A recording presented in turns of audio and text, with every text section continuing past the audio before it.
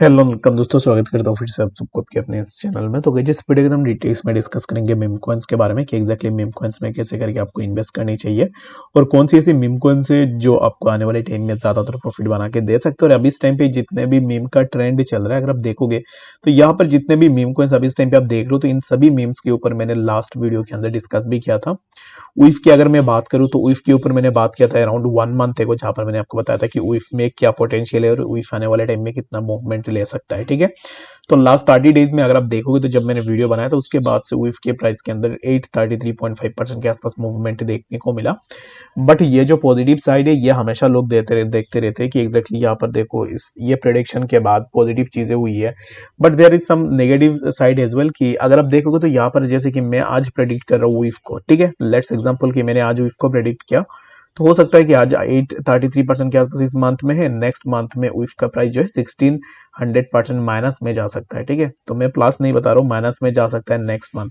तो meme coins में ना यही रिस्क रहती है कि आपको रिस्क बहुत ज्यादा लेना पड़ता है। कभी हो सकता है कि प्राइस बहुत ज्यादा नीचे आ जाए, कभी हो सकता है कि प्राइस बहुत ऊपर चला जाए। तो इन चीजों को आपको जरूर से यहाँ पर फॉलो करनी है। और बाकी अगर आप ऐसे रिस्क मैनेज कर सकते हो तो ये आपके ऊपर डिपेंड करती है कि एग्जैक्टली आप लेना चाहो या फिर ना लेना चाहो। ठीक है, तो दोनों आपके ऊपर ही डिपेंड करती है। बाकी इस वीडियो के अंदर मैं बात करूंगा ऐसे मीम कॉइन्स के बारे में जो हो सकता है कि आगे आने वाले टाइम में बहुत अच्छा खासा रिटर्न बना के दे दे और जिनके अंदर अभी इस टाइम पे ना एक अच्छा सा मूवमेंट भी बन सकता है। सबसे पहले मैं स्टार्ट करता हूँ फ्लोकी से। तो लास्ट वीडियो में मैंने डॉज, उसके बाद यहाँ पर WIF, उसके बाद जितने भी मीम कॉइन्स थे उनके साथ मैंने कंपैरिजन किया था फ्लोकी का। ठीक है, जहां पर मैंने आपको बताया था कि फ्लोकी इन सभी मीम्स से बेटर है क्योंकि उसका सर्कुलेटिंग सप्लाई भी कम है, उसके अलोंग विद दैट फ्लोकी के अंदर अच्छा सा इन्वेस्टर्स भी आ रहे और ये अभी इस टाइम पे अपने प्रोजेक्ट्स के ऊपर और भी काम करे, विच मीन्स कि फ्लोकी के अंदर यहाँ पर ना फ्लोकी के अंदर अभी इस टाइम पे ज्यादातर इन्वेस्टर्स आ रहे हैं और लोगों का इंटरेस्ट ज्यादा इंक्रीज हो रही है फ्लोकी के अंदर, जो कि फ्लोकी के प्राइस को एक अच्छा सा अपवर्ड मूवमेंट में लेके जा सकता है। ठीक है, तो अभी इस टाइम पे देखोगे तो 563.3% के आसपास जो है यहाँ पर फ्लोकी के अंदर मूवमेंट हमें लास्ट मंथ में देखने को मिला है। उइफ उससे कम नहीं है। उइफ भी आप अगर बाई करना चाह रहे हो तो it's totally depends on you, but उइफ के अंदर हम बाई इसलिए नहीं कर रहे क्योंकि उइफ के प्राइस ऑलरेडी बहुत ज्यादा ऊपर जा चुका है। ठीक है, $2.79 के आसपास अभी इस टाइम पे उइफ चल रहा है और उइफ पहले कितना था, 0.00 समथिंग के आसपास उइफ चल रहा था। तो right now buying a meme coin on its peak, तो it's not a good idea for me. तो स्पेशली मैं इस रीजन के कारण उइफ को यहाँ पर अपने पोर्टफोलियो के अंदर नहीं रखूंगा, उसको मैं जाने दूंगा। ठीक है, तो बाकी अगर आप लेना चाह रहे हो तो it's totally depends on you कि एग्जैक्टली आप अपने एंड से भी देख सकते हो, बट फॉर मी उइफ is a not a good choice, जिसके कारण मैं उइफ को अभी इस टाइम पे नहीं ले रहा हूँ। ठीक है, तो उइफ में अगर आप देखोगे तो सर्कुलेटिंग सप्लाई जो है ना उइफ के अंदर वो हमें देखने को मिल रहा है अराउंड 998.93 मिलियन के आसपास। ठीक है, जो कि फ्लोकी का है 9.71 ट्रिलियन के आसपास, जो कि उइफ का सर्कुलेटिंग सप्लाई भी कम है। और यहाँ पर अगर आप देखो तो फ्लोकी से भी यहाँ पर ना उसका कम है, उसका सिर्फ 998.93 मिलियन के आसपास है, जिसके कारण उइफ के प्राइस में आपको ज्यादातर मूवमेंट देखने को मिल रहा है। But I will not recommend to go for उइफ। बाकी if you are willing to go for it then it's your own choice, आप अपने अकॉर्डिंग जरूर से जा सकते हो। तो अभी इस टाइम पे ना again my favourite will be Floki, तो Floki will remain my favourite. अगर आप लेना चाह रहे हो then it's totally up to you, आपका पैसा है, आप अपने एंड से भी जरूर से जाकर रिसर्च करो कि एग्जैक्टली इसके अंदर क्यों एंट्री बन सकती है। बट मैं आपको बता देता हूँ कुछ चीजें जो कि फ्लोकी के लिए थोड़ा सही रहेगा। तो the first thing is that कि फ्लोकी का सर्कुलेटिंग सप्लाई भी अगर हम देखें तो वो भी यहाँ पर as compared to other memes कम ही है। प्राइस के हिसाब से अगर आप देखोगे तो मैं उइफ का अगर प्राइस को देखो तो सर्कुलेटिंग सप्लाई उइफ का कम है जो कि 998.93 मिलियन के आसपास है, बट प्राइस भी उसका ज्यादा है जो कि $2.79 के आसपास है। अगर आप फ्लोकी को देखोगे तो फ्लोकी अभी इस टाइम पे चल रहा है 0.3 टाइम्स 0 233। ठीक है, तो प्राइस में अगर आप देखोगे तो यहाँ पर प्राइस के अंदर भी आपको डिफरेंस देखने को मिल जाएगा। तो हो सकता है कि फ्लोकी आगे आने वाले टाइम में और भी बर्निंग करे, जिसके चलते हुए आपको फ्लोकी के प्राइस के अंदर एक अच्छा सा मूवमेंट देखने को मिल जाए। तो फ्लोकी को मैं अपने फर्स्ट प्लेस में रखूंगा, जो कि मैंने लास्ट वीडियो में भी आपको बताया था। जितने भी मीम लवर्स है वो अपने अकॉर्डिंग जरूर से देखना, और फ्लोकी मेरे लिए अब इस टाइम पे फर्स्ट लिस्ट में रहेगा। अगर आपको याद होगा एक वीडियो के अंदर मैंने बात की थी रेट के बारे में। ठीक है, तो रेट भी यहाँ पर एक मेन प्रोजेक्ट है और जो कि इसके ऊपर मैंने लास्ट वीडियो के अंदर भी बात की थी कि एग्जैक्टली रेट क्या है और रेट में क्या मूवमेंट हो सकता है और क्या ये आने वाले टाइम में अच्छा सा मूवमेंट ले सकता है या नहीं। तो मैंने जो लास्ट टाइम बात की थी उससे उसके बाद से रेट में अभी इस टाइम पे हम लॉस में है, कोई प्रॉफिट में नहीं है। यहाँ पर 11.3% प्रॉफिट दिखा रहा है, बट एक्चुअल में अगर आप पोर्टफोलियो में देखोगे तो स्पॉट के अंदर मैं पर्सनली लॉस में हूँ रेट के अंदर। ठीक है, जब मैंने ये वीडियो डाला था तो इसलिए मैंने आपको बताया था कि एग्जैक्टली हमेशा मैं जो आपको बताऊंगा वो सही नहीं रहेगा, कुछ गलत भी हो सकता है, कुछ नेगेटिव भी जा सकता है। तो इसके लिए हमेशा अपने एंड से भी देखना है, ठीक है, कि एग्जैक्टली मैं जो आपको बता रहा हूँ वो सही है या नहीं। तो रेट को मैंने यहाँ पर इसलिए चूज किया था, रीजन बिंग रेट का यहाँ पर आप इस टाइम पे सर्कुलेटिंग सप्लाई वगैरह देखोगे तो यहाँ पर अगर मैं दिखाऊँ तो सेट का 2100 ट्रिलियन के आसपास है। तो इतनी बड़ी सर्कुलेटिंग सप्लाई अगर आप देखो, उसके बाद अगर हम रेट के अंदर आए तो 1 ट्रिलियन के आसपास इसका सिर्फ सर्कुलेटिंग सप्लाई आपको देखने को मिल जाएगा। तो रेट को मैं इसलिए अब इस टाइम पे प्रेफर कर रहा हूँ, रीजन बीइंग उसका मैंने यहाँ पर ना रोड मैप वगैरह देखा है।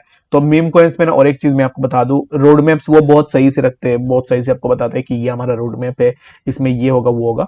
But actual thing is that कि ये मीम प्रोजेक्ट्स इनका कोई भी यहाँ पर ऐसा रोड मैप वगैरह नहीं होता है, ठीक है। तो ये ट्रैप में आपको बिल्कुल भी नहीं पड़ना है कि यहाँ पर इस मीम ने अपना रोड मैप दे दिया है तो अब इस टाइम पे ये मीम प्रोजेक्ट्स ये से ऊपर जाएगा, तो ऐसा बिल्कुल भी नहीं है। रोड मैप के ऊपर आपको बिल्कुल भी नहीं जानी चाहिए, ठीक है, मीम स्पेशली मीम कॉइन्स के ऊपर।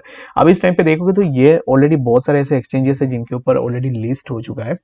अगर मैं एक्सचेंजेस की बात करूं तो गेट.io में हमें मिल जाएगा, उसके बाद बिग वन में मिल जाएगा, HTX में भी मिल जाएगा, बाईबिट में मिल जाएगा, उसके बाद बिडमार्ट में भी देखने को मिल जाएगा। यानी कि रेट अभी इस टाइम पे मैक्सिमम नंबर ऑफ एक्सचेंजेस के ऊपर है, but it is yet to listed on the Binance. तो आपको हम सबको यही पता है कि जब भी किसी भी कॉइन बाइनेंस के ऊपर लिस्ट होती है, बिफोर लिस्टिंग ऑन बाइनेंस उसके अंदर एक अच्छा खासा हाइप हमें देखने को मिलता है और उस हाइप में हमें प्राइस में भी एक अच्छा खासा इंक्रीमेंट देखने को मिलती है। तो ये एक बहुत पॉजिटिव साइड है रेट के लिए, जिसके ऊपर मैंने लास्ट वीडियो में नहीं बात की थी, तो अब इस टाइम पे अगेन मैं इसके ऊपर बात कर रहा हूँ।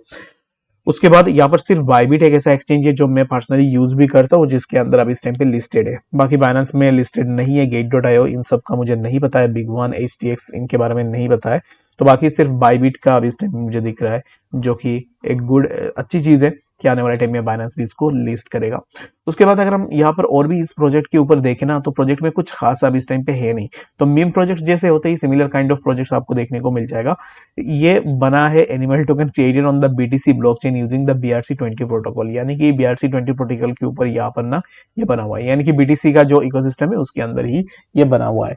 तो अब इस टाइम पे इसका जो करंट प्राइस है वो चल रहा है 3.26% ओवर द लास्ट 24 आवर्स में ऊपर चल रहा है, और ऑल टाइम हाई वगैरह अगर आप देखना चाहते हो तो फिर वो भी आपको यहाँ पर इजीली देखने को मिल जाएगा। तो मैं आपको यही रेकमेंड करूंगा कि रेट क्यों लेनी चाहिए, जो कि मैंने आपको ऑलरेडी बता दिया। ये कोई भी स्पॉन्सर वीडियो या फिर ऐसा कुछ है नहीं, तो मुझे जो लगा वो मैं आप लोगों के साथ मैं शेयर करूं, जो कि मैंने पर्सनली रेट को परचेज किया हुआ है, ठीक है। तो कुछ और भी ऐसे मीम कॉइन्स है, जैसे कि रेट में परचेज करना इट डजंट मीन कि आप अपना पूरा पैसे रेट के ऊपर लगा रहे हो, ठीक है। तो ये एक बेवकूफ़ी होगी कि अगर आप अपना पूरा पैसा किसी भी प्रोजेक्ट के ऊपर लगा दे। तो मीम कॉइन्स ऐसे कॉइन्स होते हैं जिनके अंदर आप वही पैसे लगाओ जो अगर आपसे कोई ले भी ले, जिसमें आपको कोई भी फर्क ना पड़े। अगर आप ऐसे लगा रहे हो कि आपको लग रहा है या पूरा अपना पैसे लगा रहे हो, लग रहा है कि ये आपको यहाँ पर बहुत ज्यादा पैसे बना के दे देगा, तो ये एक्सपेक्टेशन आपको बिल्कुल भी नहीं रखनी है। लेट सपोज कि मेरे पास अभी इस टाइम पे $200 है, उसमें से $20 अगर मेरे से कोई ले भी ले, उसमें मुझे कोई फर्क नहीं पड़ेगा। तो इन दैट केस मैं अगर अपना पैसे लगाना चाह रहा हूँ, then I will go for a buying on any meme coin. Otherwise मैं अभी इस टाइम पे कोई भी मीम्स के ऊपर एंट्री नहीं लूंगा, ठीक है। तो बाकी कुछ लोग पूछ रहे थे कि रेट के बारे में आपने लास्ट वीडियो में बताया था, तो अभी इस टाइम पे उसके ऊपर आप बात नहीं करो, तो मैंने आपको बता दिया है। उसके बाद मेरे पास जो और एक मीम कॉइन है जो आने वाले टाइम में बहुत अच्छा खासा मूवमेंट ले सकता है, जिसका नाम है मीम, जो कि मीम कॉइन का नाम ही मीम है।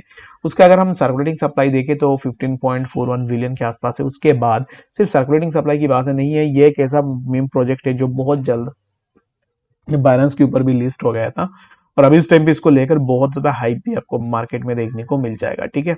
तो फंड एंड बैकर्स अब इस टाइम पे ये जो पार्टिकुलर प्रोजेक्ट है, इस पार्टिकुलर प्रोजेक्ट को बैक कर रहा है बाइनेंस लैब्स। तो बाइनेंस लैब कितनी बड़ी कंपनी है ये आप सबको पता है, और अगर आप देखोगे तो इसको यहाँ पर इस टाइम पे बैक किया जा रहा है बाइनेंस लैब्स के द्वारा। तो बैक मतलब यानी कि इस प्रोजेक्ट को अर्ली स्टेज में फंडिंग बाइनेंस ने की हुई है। अब इस टाइम पे जो भी फंडिंग की जरूरत हो रही है, तो in that case Binance lab इसको बाय एंड सेल कर रहा है, which is a good thing. But along with that ये भी एक नेगेटिव साइड है, क्योंकि अगर ऐसे बड़े इन्वेस्टर्स के पास ज्यादातर अगर कंट्रोल दी जाती है किसी भी प्रोजेक्ट की, तो वो ज्यादातर मैनिपुलेट करने की कोशिश भी करते हैं, ठीक है। तो बाकी मैनिपुलेशन तो हर जगह होती है, तो इसको आपको अपने एंड से भी जरूर से देखनी है। मीम का प्राइस अभी इस टाइम पे चल रहा है $0.038 के आसपास, एंड मीम इस टाइम पे अगर आप देखोगे तो इन्वेस्टर्स में भी उन्होंने यहाँ पर बार बार मेंशन किया है कि बाइनेंस लैब्स उनका इन्वेस्टर है। तो आपको अभी इस टाइम पे फिलहाल के लिए जितने भी बड़े बड़े वर्ल्ड के एक्सचेंजेस है हर एक एक्सचेंज पे आपको देखने को मिल जाएगा। सबसे पहले तो बाइनेंस के अंदर आ जाता है, उसके बाद HTX में भी आपको देखने को मिल जाएगा, बाईबिट, OKX, बाइनेंस, तो सभी यहाँ पर ना जो भी आपको देखने को मिल जाएगा जितने भी एक्सचेंजेस है हर एक एक्सचेंज के ऊपर आपको ये देखने को मिल जाएगा। तो इसी पर्टिकुलर प्रोजेक्ट के ऊपर भी आप नजर रख सकते हो, ये आने वाले टाइम में भी बहुत अच्छा खासा मूवमेंट ले सकता है। ठीक है, तो आई होप कि आपको डीटीसी में बातें समझ में आ गई होगी कि एक्जैक्टली बीटीसी एंड बाकी वर्ल्ड्स के बारे में। और यहाँ पर ना एक्जैक्टली बीटीसी के ऊपर मैंने बात नहीं की है, मैंने ऐसे ही बोल दिया बीटीसी के बारे में। तो बीटीसी के ऊपर मैं अगर आपको बात करूँ तो बीटीसी अभी इस टाइम पे सेम कुछ इस तरीके का मूवमेंट ही ले रहा है जो कि हमें एक्सपेक्टेड था।